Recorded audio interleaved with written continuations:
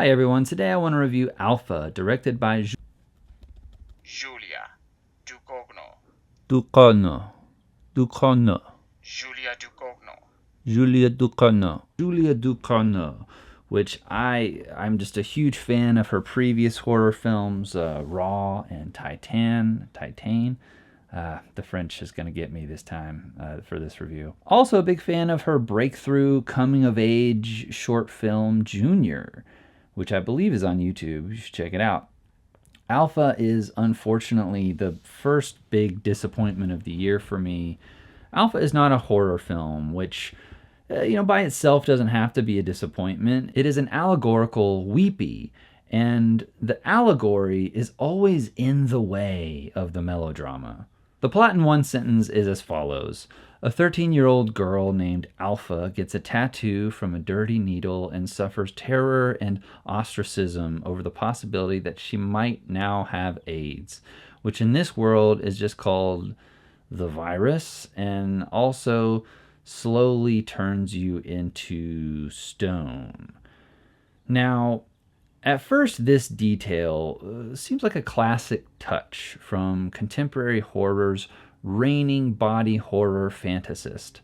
In the past, Ducournau has envisioned puberty as a time of molting, slimy skin and raw meat dripping from teenaged chins.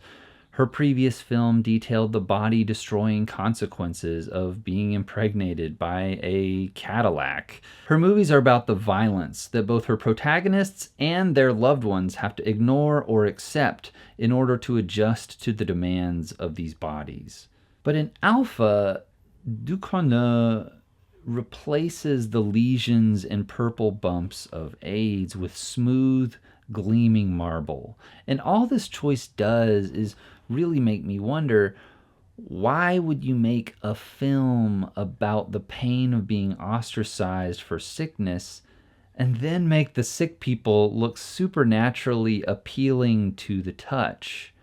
And the film's meditations on the love which rises up to meet these circumstances is an awards bait scene featuring two people holding each other and having a big slow motion boo-hoo, a scene which they apparently liked so much that they put it on the poster. The movie is as blunt and straightforward as the scarlet letter A for AIDS tattooed with a dirty needle on Alpha's arm, and I found myself wishing for a simpler, kitchen sink drama between Alpha, her school, the heroin addict uncle sharing her room, and the overworked single mother trying to save them.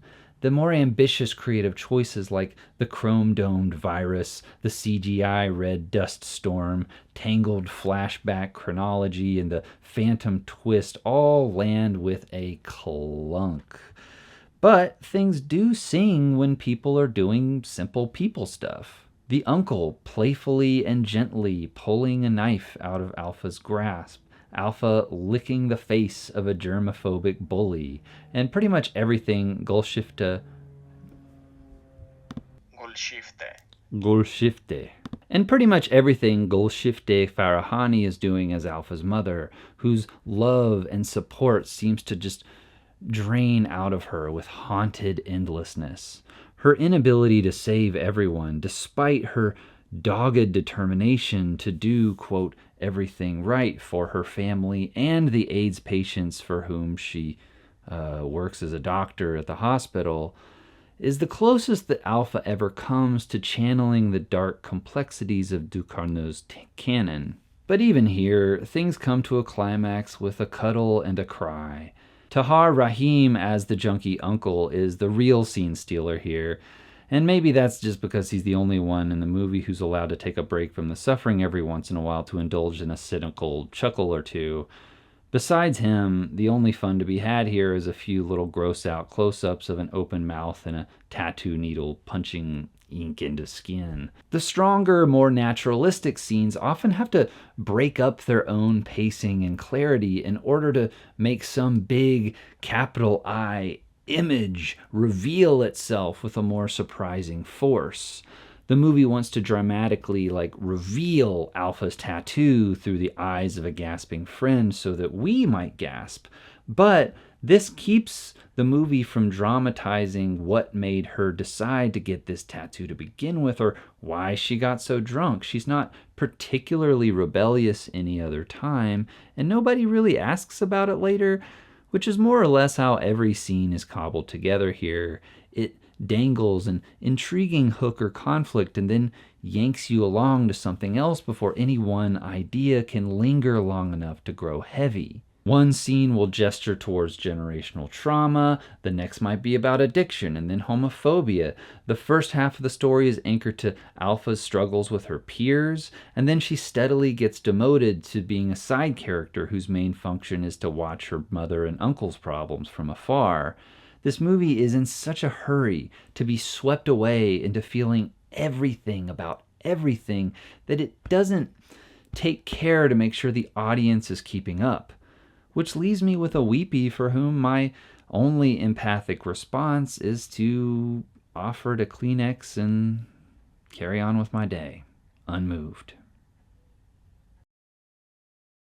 Support my work on Patreon. Support my work on Patreon. Support my work on Patreon. Oh boy.